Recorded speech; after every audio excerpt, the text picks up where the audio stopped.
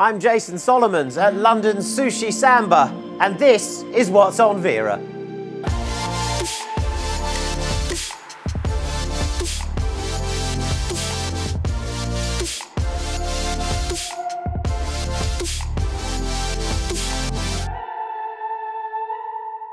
Yes, welcome to our show. So glad you could join me. And while my man Matthew over here gets busy chopping and slicing, let's find out what's on Vera's menu this month. I catch up with filmmaker Tim Wardle to find out about his jaw-dropping new documentary, 3 Identical Strangers. Seriously, it's amazing. Our new #1 on the What's on Vera chart is a documentary called 3 Identical Strangers, a film that's been getting awards nominations everywhere and, more importantly, that simply wows every audience that sees it. It's about identical triplets who all grew up in different families around New York, but who only discover each other's existence by chance when they're 19 years old. Your mouth will widen in dumb disbelief as this brilliant story unfolds in the film, and it's told by British filmmaker Tim Wardle, who joins me now on What's on Vera.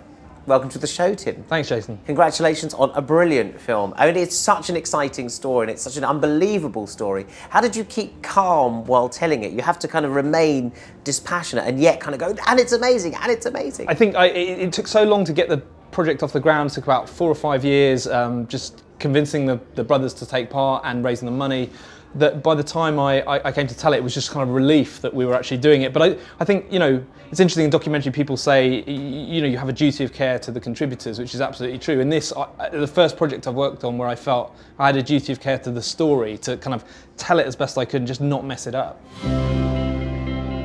When people ask me what is the most remarkable story you ever encountered, I tell them it's the story of the triplets. You guys have been on the front page of every newspaper in the world. True. They were more like clones than they were like brothers. It was a miracle. There was nothing that could keep us apart.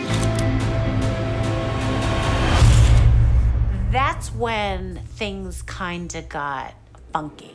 When you heard about the story, were you as in much disbelief as I was when I first saw your film? Instantly, when I saw this, I was like, this is the best idea I've seen in 18 years. Because it's got this kind of very human tabloid story at its heart, these 3 brothers separated and reunited, but it enables you to explore much bigger philosophical ideas about nature versus nurture, free will, destiny. The first time that the boys met together, the 3 together, was at my house. And the 3 of them ended up like puppies wrestling on the floor. It was the most incredible.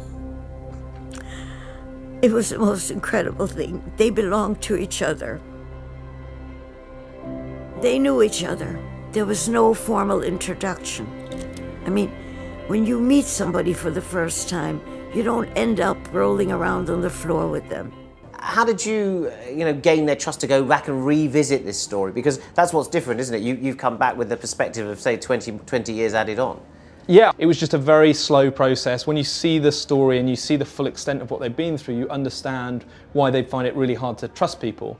But documentaries are nothing without trust. And, I'm actually glad it took that long to get them on side, because then when they did do it, they were prepared to go emotionally to the places you need them to go to make a film work. Documentary is about an emotional connection. It's not just about the facts and the retelling of the story. You have to get that kind of emotional truth. It's a credit to them that they went there, because the film is so much better because of it.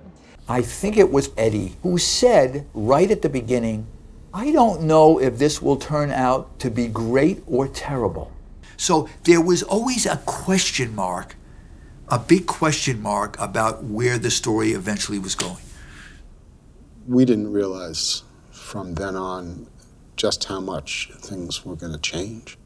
What was it that got you into documentaries? What do you love about documentaries? I just kind of fell in love with the idea that this sort of emotional connection that you can get through documentary and through real people telling their stories, I think is often far greater than the connection you get with drama. I never set out to make documentaries. It kind of seduced me as a filmmaking form.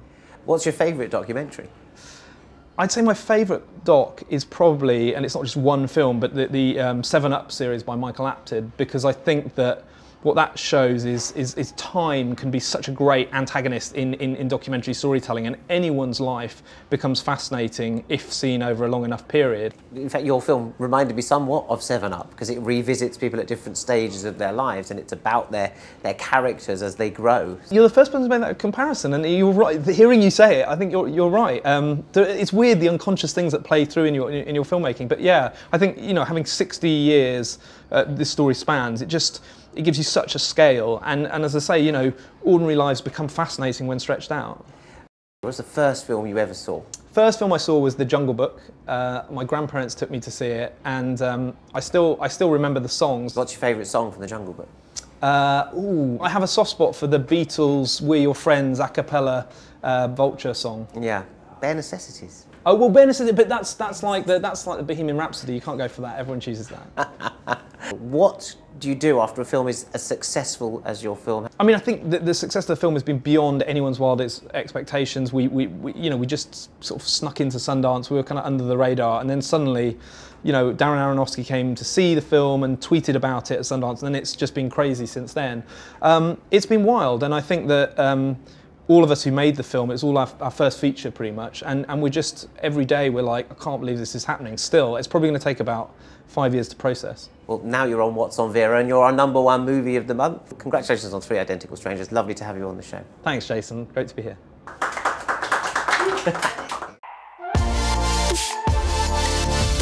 I'll be back next month with some more brilliant highlights and cocktails on What's on Vera, and I'll see you then.